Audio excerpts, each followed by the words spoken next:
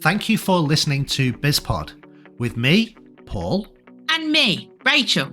Our weekly business English podcast where we talk about the news, social media, and hot topics from a business point of view.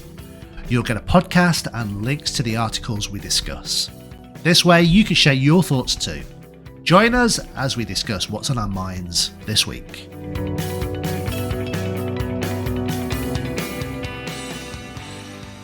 So this week we're talking about newspapers, or, as I like to call them, old media. What do you think of that? Print media. But it's not in print anymore, is it? Well, you can still buy a newspaper. You can, and I do enjoy that. Yeah.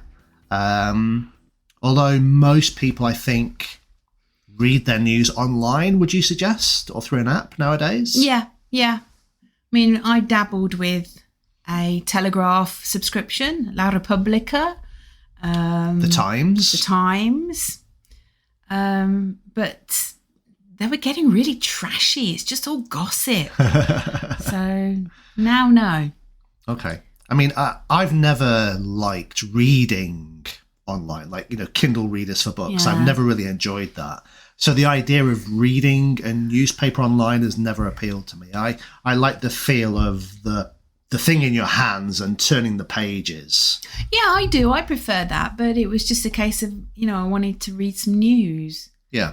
But these days, trying to access the news when you don't have a subscription is terrible. It is quite difficult. Well, obviously, there are free sites like the BBC, but if you want to read a newspaper, you have to subscribe. But they're biased. I mean, BBC says they are unbiased, but they're not. They're not. They're all biased in some way or another, aren't they? Yeah. So the free ones, yeah. Everybody has a bias. If you're writing or reporting something, you're going to have a bias. Yeah. I suppose there are left leaning and right leaning sort of newspapers and news sites.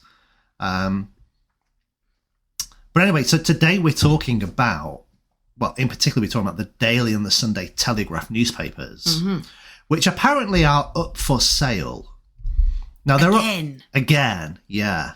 So this is the physical newspaper. I suppose the app and the website. It's the whole company, isn't it? Yeah.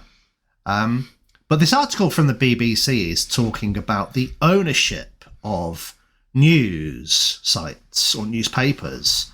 And in this case, the government has stepped in to stop, I think they're from an Abu Dhabi-backed bid to buy the Telegraph newspapers. They want to ban any foreign state from owning a UK newspaper or news magazine. So basically a national newspaper or a news company, news organisation has got to be owned by a company or ownership from the same nation.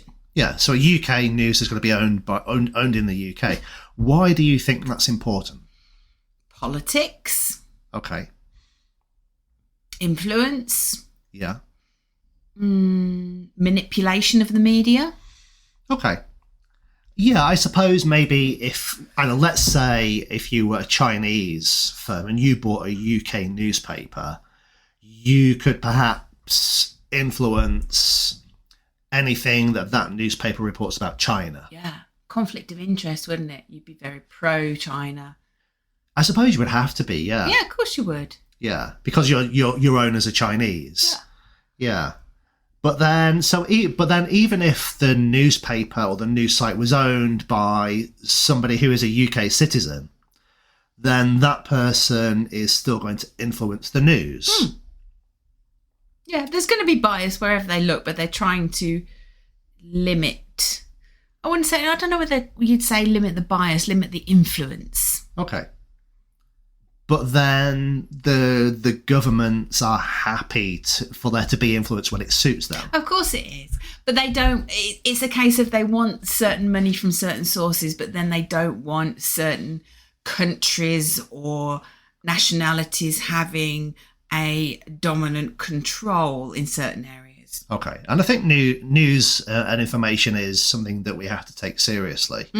But the problem is, I mean, one of the, I suppose, most well-known or most famous owners of a newspaper would be Rupert Murdoch. I think it's News International. And every time there's a general election in the UK, both the government and the opposition try and win his support, because they know in winning Rupert Murdoch's support, they win the support of the newspapers and the news channels that he controls. Yeah. How do you feel about that?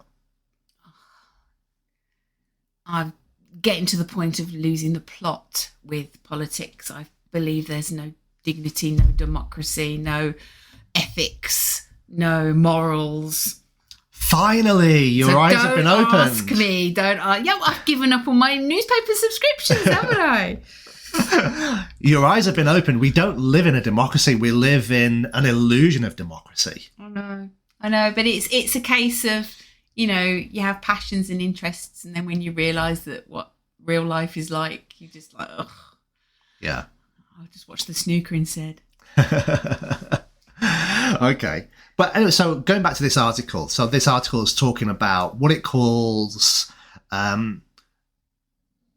editorial protections. Yes. The strongest editorial protections ever put forward for a UK newspaper. So that's really talking about the legislation that the government has put in place to make sure that foreign powers cannot influence UK news. See, this is what concerns me at the minute. Okay. I understand the value of the legislation, but haven't they got more important things to be doing? How does that help the normal man in the street? Have they cured cancer yet? No. Do you know what I mean? Yeah. It doesn't. But I don't know. I think it's purely from the influence that newspapers and news sites have. I mean, the UK has no problem, or the UK government seems to have no problem with electricity, water, telephone systems being owned by foreign investors. But they possibly don't have as much direct influence as a newspaper. But do newspapers have as much influence as they think they do? Or is it all an illusion? I don't know. What's the readership like?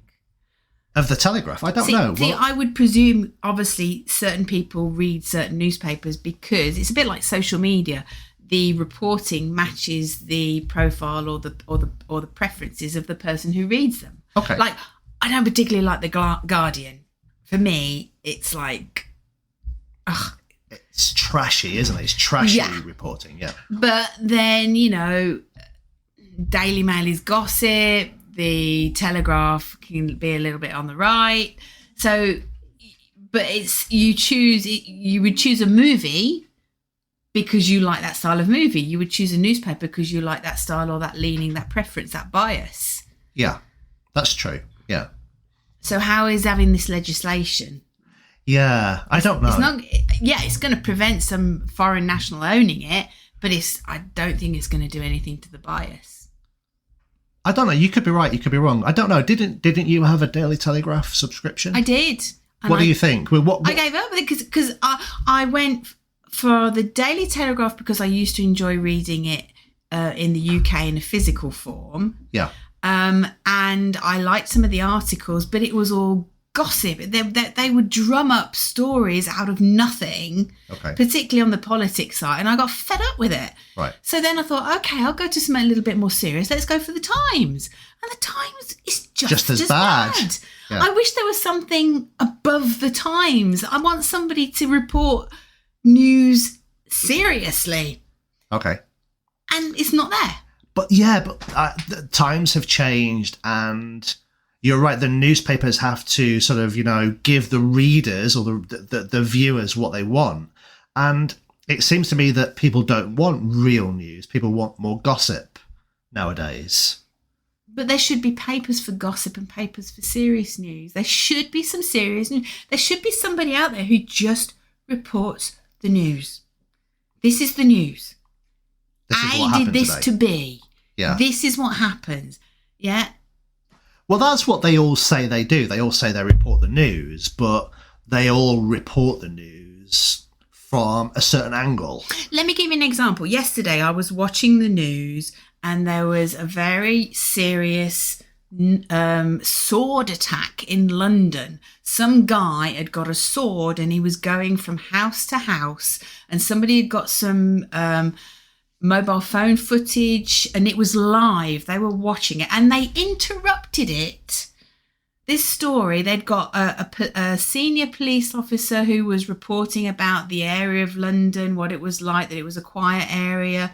He used to be a police constable there, about what would need to go in place to try and, catch this guy and whatever. Okay. And it was a situation that was unfolding, and it was all nice, factual. Then they interrupted the story. They stopped the guy speaking, this expert, to, let's go to a story of the king because he's just turned up for his first public event. And you saw 30 seconds of the guy walking into the cancer centre, and then it was like 10 minutes of like, this is so important for the nation because it's his first public. And it's like, no. Yeah. Tell me the news. This guy with a sword, That's news happening right now. Yeah. Talking to an expert. And it's just like, and I turned it off. Okay. But I think, the BBC and most of the news channels that we watch, whenever there seems to be something interesting, they always say, I'm sorry, we've run out of time.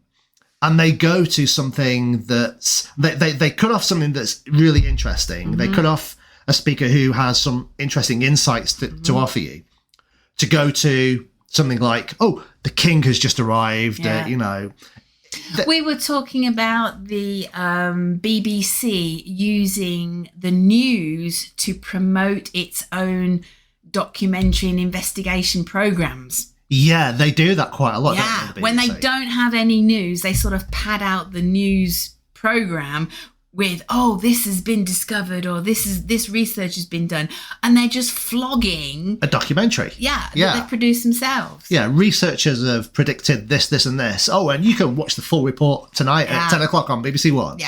Yeah. Which is but that's TV news. But I think I don't know, print news or online news, as in the written form, has just become just as bad. Yeah. And obviously, it's an industry that there isn't as much money or as much profit in as there used to be. I think back in the 1980s, who was the owner of the Mirror Group? The guy, Maxwell, Robert Maxwell. The Maxwell family. Yeah, I mean, Robert Maxwell, he was a guy who made billions from the newspaper industry, from owning and operating a newspaper or newspapers. But nowadays we're looking at the Telegraph, and it's got £600 million of debt. Yeah. Wow. It's gone from being something that was extremely profitable and valuable to being something that I can't understand why anybody would want to own a newspaper if it's just a money pit. It seems to be. Well, there you go. Yeah, because the main reason the newspaper is up for sale is because the current owners, the Barclay family, owe over £1 billion. They have £1 billion of debt based on it, and they can't afford to pay it back. The Barclay being Barclay Bank, Lloyd's No, it's Banking not Barclay Group, Bank. isn't it? The Telegraph Spectator magazine were put up for sale last year when they were seized by the Lloyd's Banking Group from long-time owners, the Barclay family, but they're nothing to do with Barclay's Bank. No, nothing to the Barclay family, nothing to do with Barclay Bank. Okay, No. but they had failed to pay back a loan of more than £1 billion. Who the hell gave them a £1 billion loan? You can't imagine it, can you? Not really, no. I mean, it would be nice if someone gave us £1 billion as a loan. We would promise to pay it back, wouldn't we? It would take 100 lifetimes and more. Yeah, but honestly, if anybody wants to give me £1 billion or £1 billion or €1 billion as a loan, I promise to pay it back. Okay. I promise. Right, okay, yeah. Okay, so Barclay is a false claim clue there that it's nothing to do with the Barclays Bank. But the family, the Barclay family, Right. they're a well-known family in the world of print media. All right, okay. I have no idea. Okay. Anyway. Well, So I stopped reading the Daily Telegraph because it's just a smidge above the Daily Mail, which is just trash, which is just a smidge above the Daily Star. Oh, the Daily Star. Yeah. Well, if anybody's interested, the Daily Telegraph, the newspaper group, is up for sale. I don't know how much you can buy it for, but if you're a multi-billionaire looking for an investment, A money pit. yeah, If you're looking for a place to lose all your money, buy a newspaper. Or just spend it on lessons with the English Language Lab.